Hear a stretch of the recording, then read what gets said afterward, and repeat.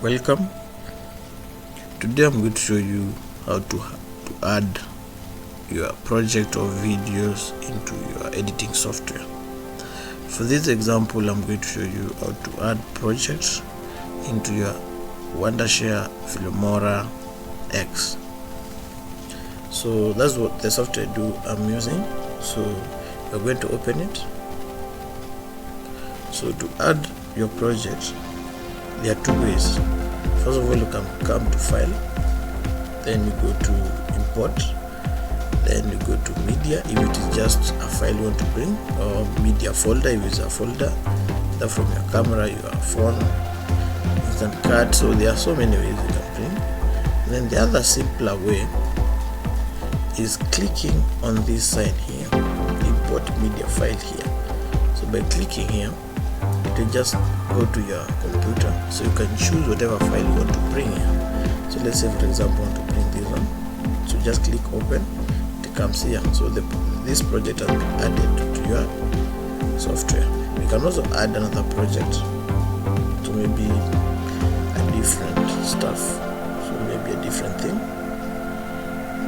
So you can bring a subscribe pop-up, maybe this, say open. So then you put it there.